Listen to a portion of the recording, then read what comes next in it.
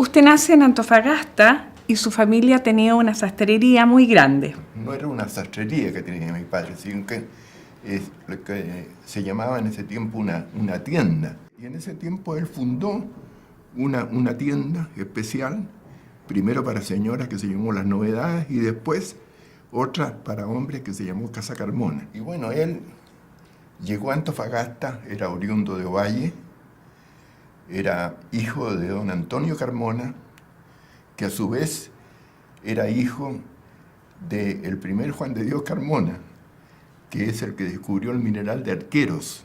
Y este Juan de Dios Carmona, buscando siempre, porque los mineros tienen una manía de no quedarse nunca quietos cuando descubren algo, sino que buscan y buscan y buscan otras riquezas mineras. Y buscando otras riquezas mineras, él se perdió en el desierto. Y ahí se encontró con una caravana de gente que eran los llamados faltes en ese tiempo, que llevaban mercaderías hacia el interior desde los puertos y que venían provenientes del exterior también. Y entre ellos venía un señor Subercasó. A cambio, él estaba muerto de hambre y de sed. Juan de Dios Carmona estaba solo. Lo auxiliaron y a cambio de un plato de cazuela que le sirvieron en ese tiempo, él le cedió parte de las acciones que tenía en el mineral de Arquero.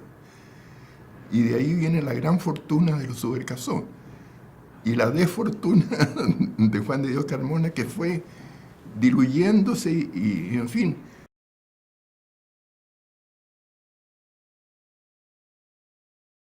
¿Qué lo motivó a estudiar la carrera de Derecho?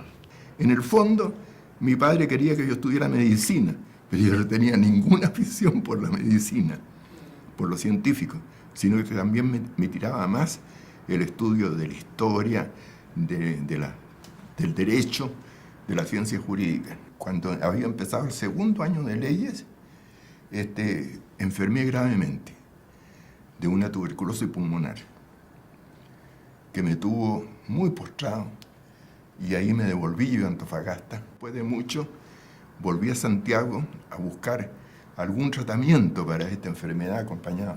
Mi madre me acompañó.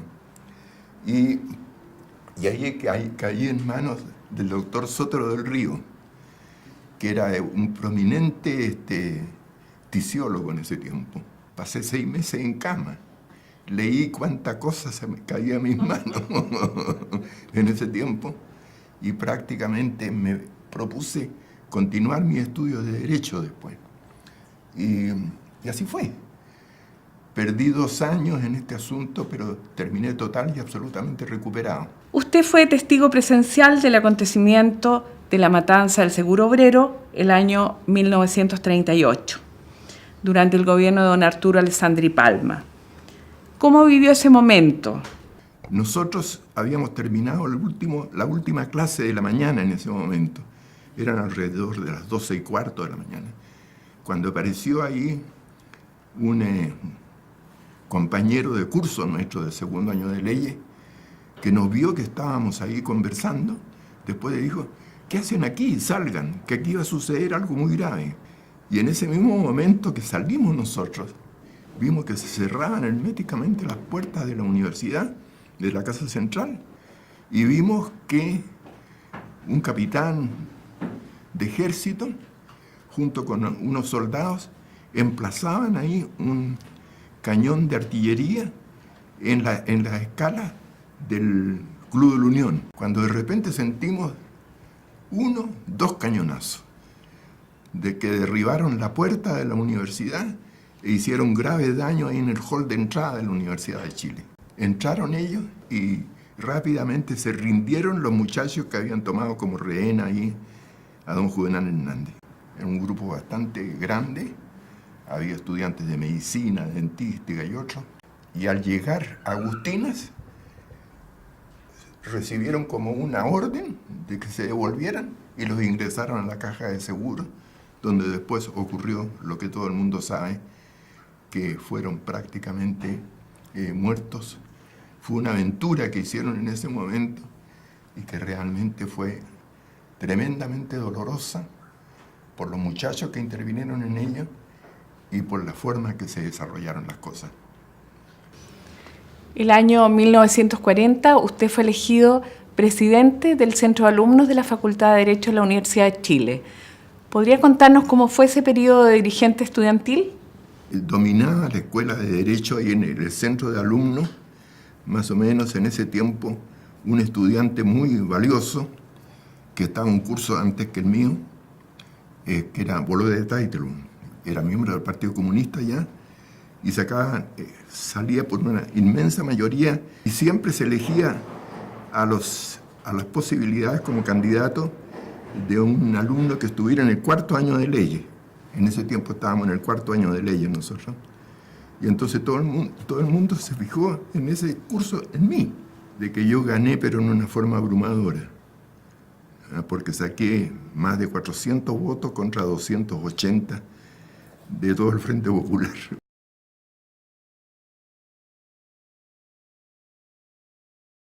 Estaban muy dudosos algunos entre el humanismo cristiano y el socialismo democrático, que era la gran corriente que había en ese tiempo y especialmente que venía de Europa.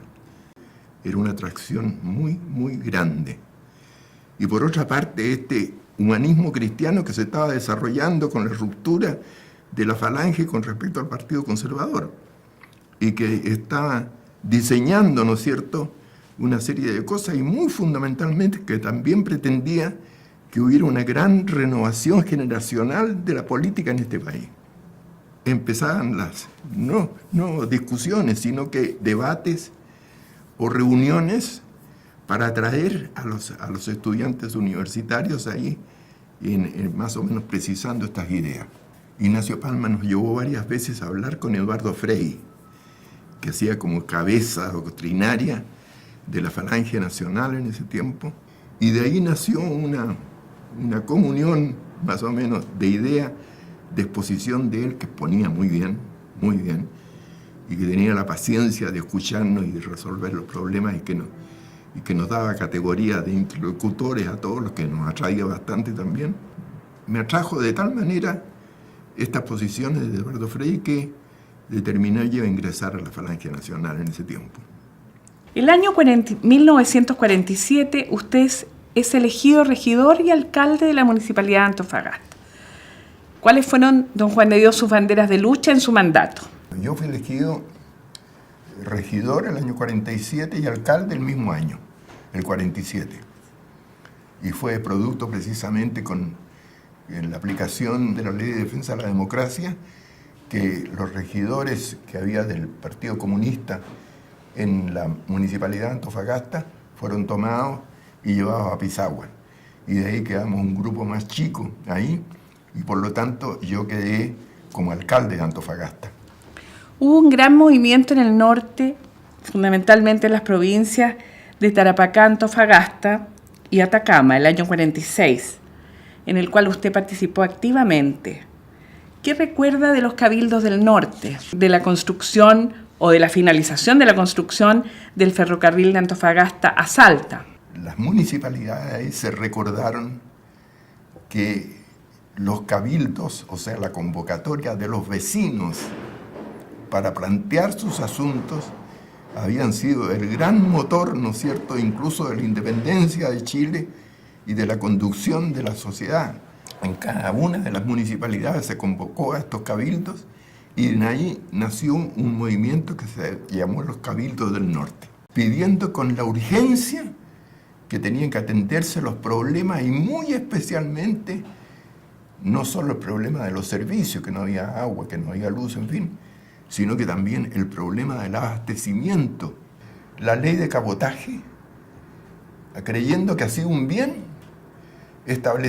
había fijado fletes minúsculos para los artículos de primera necesidad y unos fletes muy fuertes, muy pesados para las bebidas alcohólicas, para la cerveza y bebidas alcohólicas y los vinos y cerveza.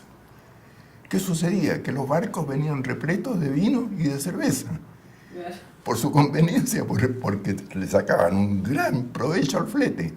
y desechaban los productos alimenticios que pagaban una cosa minúscula.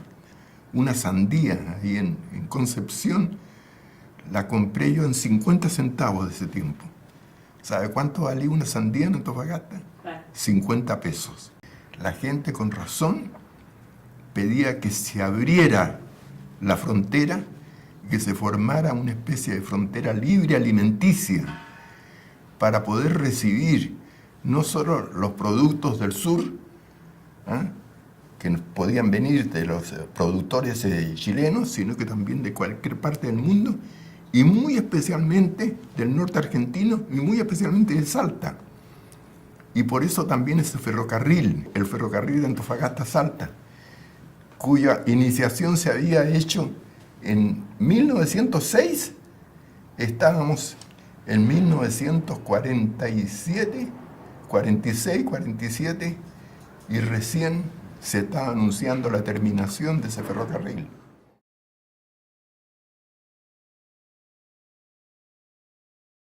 Cuando llegó el año 1949 una renovación de la Cámara de Diputados para Antofagasta, se elegía 7 diputados en ese tiempo en la provincia de Antofagasta. Bernardo Leighton, que había sido elegido por nuestro, no quiso ir. Anda tú, me dijo. No, si ganamos la elección contigo, no. Si yo voy a elegir mi provincia, dijo, donde nací. En nacimiento, en Los Ángeles, por ahí. Por allá voy a luchar. Era así, Bernardo Leighton. Me designaron a mí como candidato a diputado y armamos una lista de candidatos, entre los cuales estaba Juan Argandoña también, y nos faltaron escasos votos para sacar 2 diputados. Eso porque saqué una muy buena cantidad de votos yo en ese tiempo, por la labor que se había hecho, por todo lo que se había desarrollado, en fin, y por las proposiciones que hacíamos para que en el Parlamento los parlamentarios que fuéramos elegidos por Antofagasta, por Tarapacá y Atacama, cada una unidad en el trabajo parlamentario sin mirar las posiciones doctrinarias o ideológicas, para resolver esos problemas fundamentales que había en el norte. Y en esas condiciones nacieron la concepción de las leyes del norte, entre las cuales estuvo la ley de frontera libre alimenticia, en que se abrió este asunto, muy especialmente con el norte argentino, y después las leyes del cobre, la participación de las provincias del norte en las utilidades que dejaba la industria del cobre, en una parte de ella, muy principalmente, un ingeniero de minas allá, parado una vez alrededor, un poco más allá de la estación Baquedano, me dijo, mire, me dijo, diputado, démonos una vuelta así, por todo esto. Todo esto es cobre. Donde usted mire es cobre. Eso es Antofagasta, me dijo la Pampa de Antofagasta. No se había nacionalizado el cobre, todavía. Ni se había chilenizado el cobre tampoco. El cobre pertenecía a las empresas norteamericanas, la Anaconda, la Braden Copper y otros. Chile tuvo una contribución muy fuerte en la Segunda Guerra Mundial, no con tropas. Por ejemplo, aceptó que se fijara un precio mínimo al cobre, que era esencial en ese momento para todas las necesidades del mantenimiento de la guerra y, en fin, en Estados Unidos. Y se fijó un precio absurdo en el cobre, muy limitado. Tomisch consiguió que se liberara un 20% de la producción de Chile que iba a Estados Unidos en estas condiciones y con los precios limitados, para poder venderla con disponibilidad, autorizándole que pidiera un precio de hasta 3 centavos sobre el precio que se le había fijado a Chile.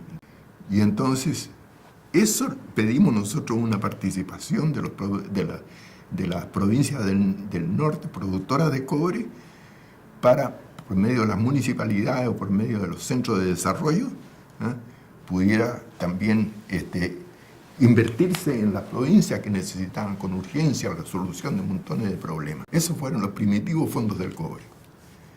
Para después viniera la chilenización, se respetaron eso, y después con la nacionalización también, cosa que a mi juicio está total y absolutamente vigente, estos fondos especiales del cobre en favor de las provincias del cobre, y que a mi juicio no se están respetando como deben en este momento, y debería hacerse una acción fuerte para poder rescatarlos. ¿Cuáles fueron las razones de la acusación constitucional que usted y un grupo de diputados del norte, de distintos partidos, le hicieron en 1960 al ministro de Hacienda, de Economía y de Obras Públicas? El ministro de Hacienda en ese tiempo, el señor Vergara, y el ministro de Obras Públicas, ¿qué es lo que pasaba?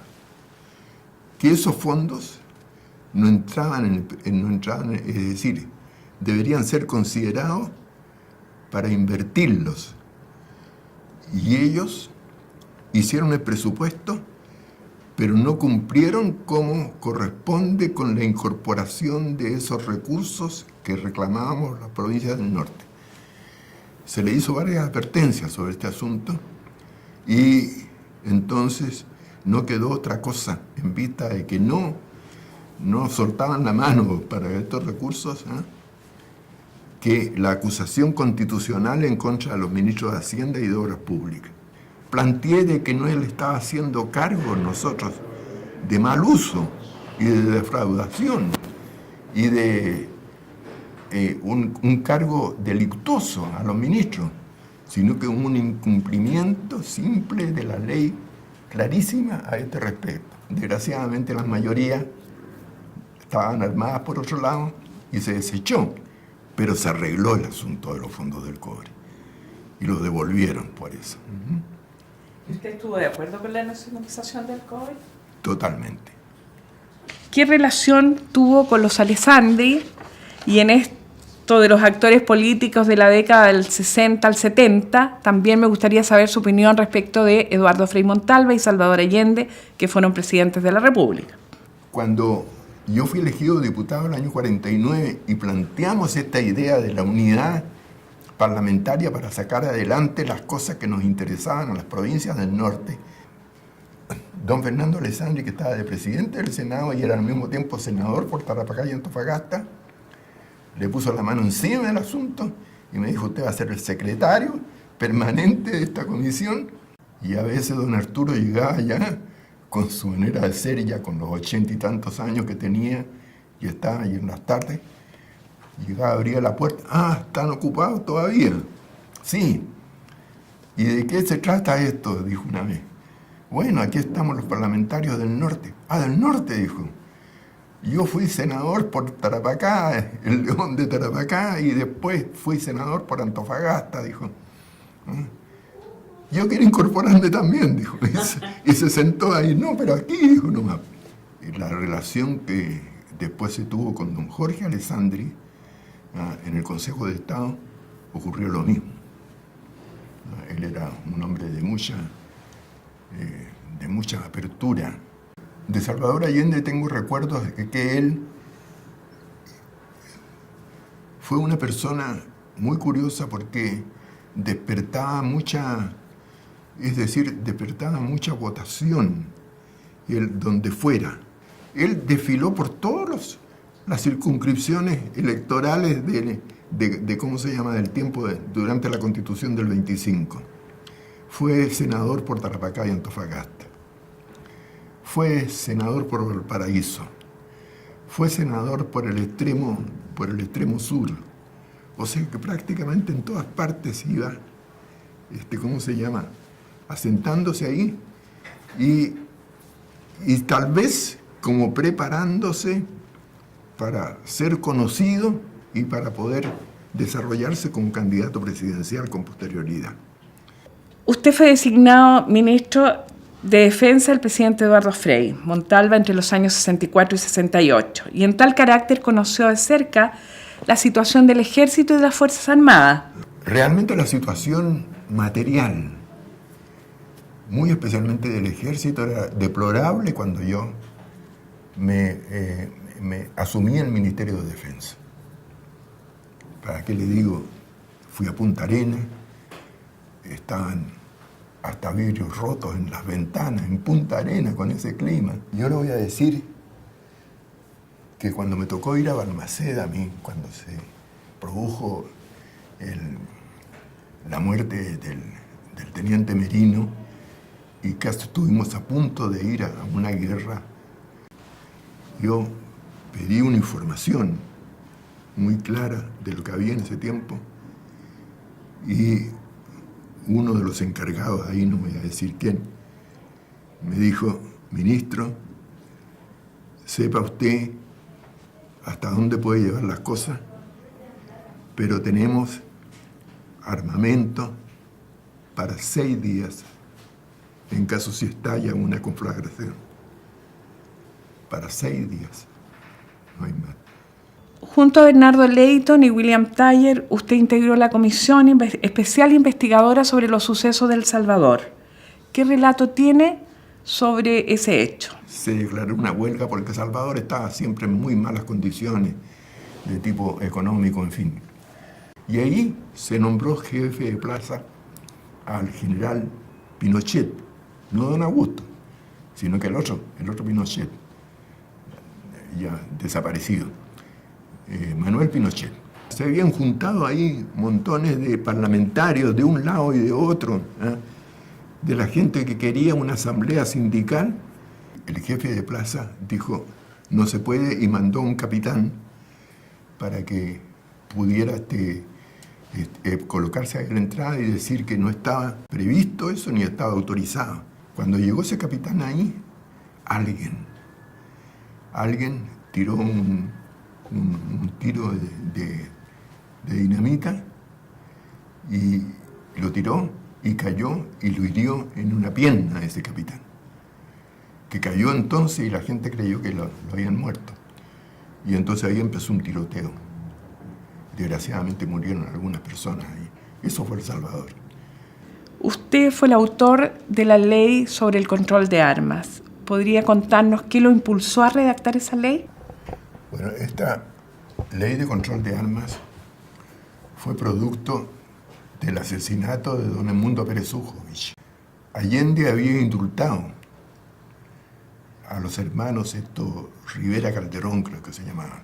Un día cualquiera, cuando Edmundo Pérez Ujovich venía hacia el centro, en su automóvil, manejando, aparecieron estos dos Rivera Calderón y detuvieron el auto de él y lo ametrallaron ahí. Cuando el Senado, yo pertenecía al Senado, llamó al ministro del Interior, que en ese tiempo era José Toá, vimos a un ministro del Interior desencajado. Era un hombre que no atinaba. Y él anunció que prácticamente iba a mandar una ley especial para combatir el violentismo en Chile. Y entonces anunció esto y lo presentó. Y yo, que me había preparado porque tenía también algunos amigos que me quedaban en el Ministerio de Defensa que me ayudaron en la parte técnica, había redactado una indicación que preparé en ese instante para establecer el control de las armas por medio del ejército. Y lo presenté como indicación en ese proyecto. Cuando al poco tiempo, como sucede en Chile, empiezan a suceder otras cosas, en fin, ya se diluyó este asunto y de repente el gobierno retiró el proyecto que había anunciado con tanto bombo para combatir el violentismo en el país. Por lo tanto, se fue junto con la indicación que yo había presentado. Siempre pensé que era una ley necesaria y la empecé a preparar como ley aparte. Salvador Allende había llamado a los militares a compartir el gabinete y había llamado a don Carlos Prats, que era el jefe del ejército en ese instante, para ser ministro, no me recuerdo si de Defensa o del Interior, de Defensa creo. Yo, que me habían hecho elegir presidente de la Comisión de Defensa del Senado, Puse en tabla mi proyecto de control de armas y al mismo tiempo convoqué a que viniera el ministro de Defensa y el jefe del ejército a manifestarse. Cuando se hizo esa reunión, Carlos Prat señaló que el ejército estaba interesado en un proyecto de esa y lo probaba. El gobierno de Salvador Allende no se atrevió a contradecir esto que había manifestado ahí Carlos Prat. Y el proyecto siguió adelante. Llegamos justo a las 10 de la mañana. A las 10 de la mañana, el secretario dice, se reunió se abre la sesión, el proyecto tal y cual, en fin, el informe tal, en discusión el informe, se aprueba o no se aprueba el informe, y se aprueba o no se aprueba el proyecto en segunda instancia, aquí. Todo esto en menos de 2 o 3 minutos. Y cuando se estaba ya dando por finalizada la reunión y despachado el proyecto de control de armas, lisa y llanamente ahí se dieron cuenta los parlamentarios de la izquierda y del gobierno que estaba sesionando el Senado.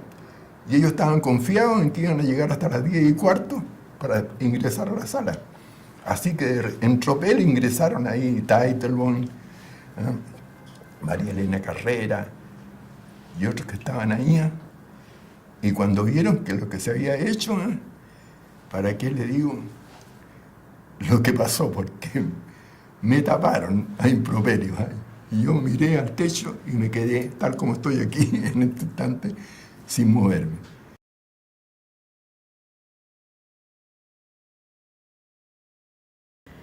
¿Cuánta gente de la democracia cristiana sabía del golpe militar y qué decían de ello? Yo no creo que haya habido nadie en la democracia cristiana,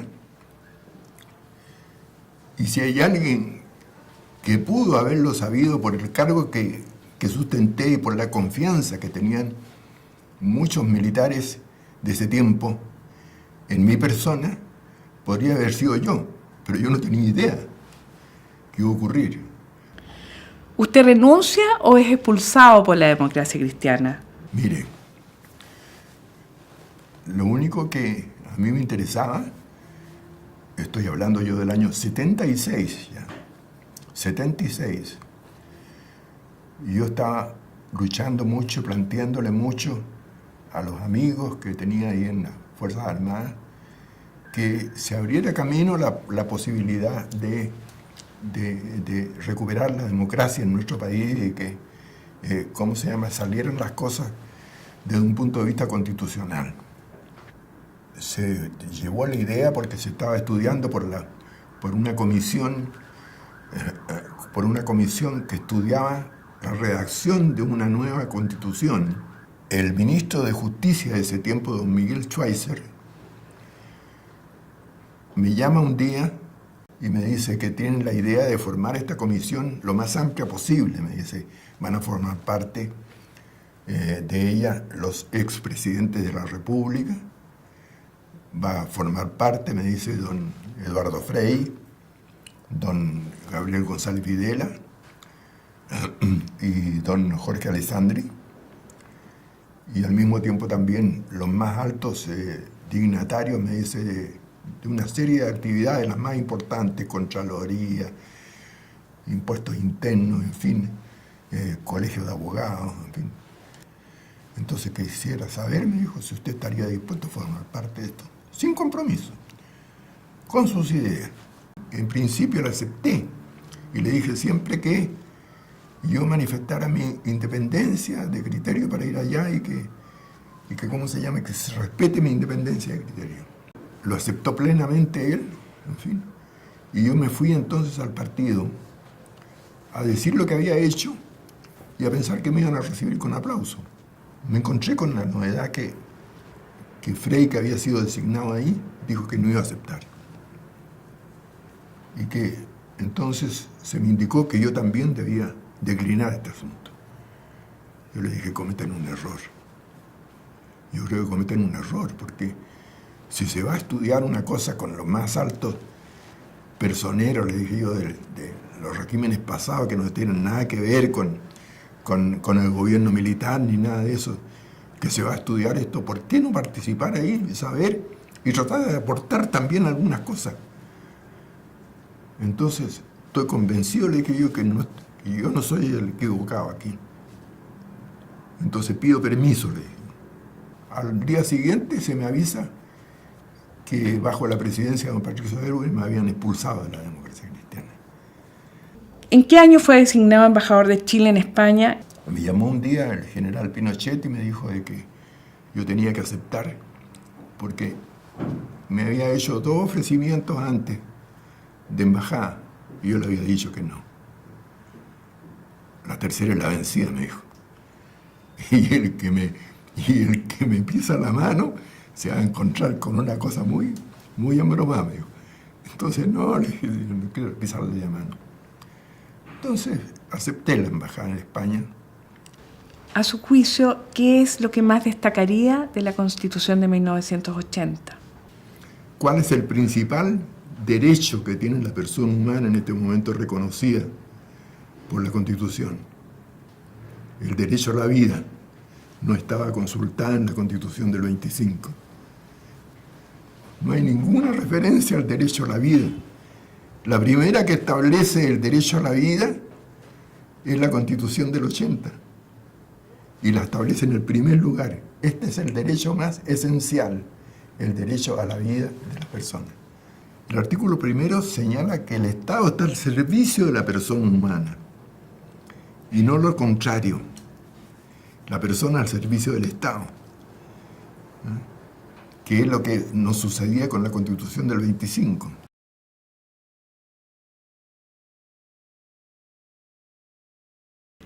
¿Cuál es el aporte que usted le ha hecho a Chile? Cuando fui asignado alcalde, ser un buen alcalde y haber servido a Antofagasta por sobre todas las cosas y para todos, sin distinción alguna.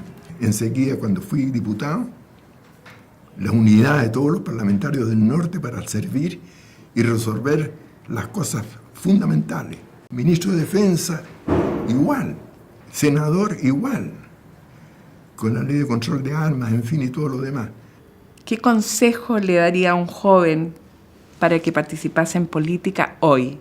Yo creo que es absolutamente necesario tomar los riesgos, asumir esos riesgos y vencer las dificultades. Para eso es la juventud, pues.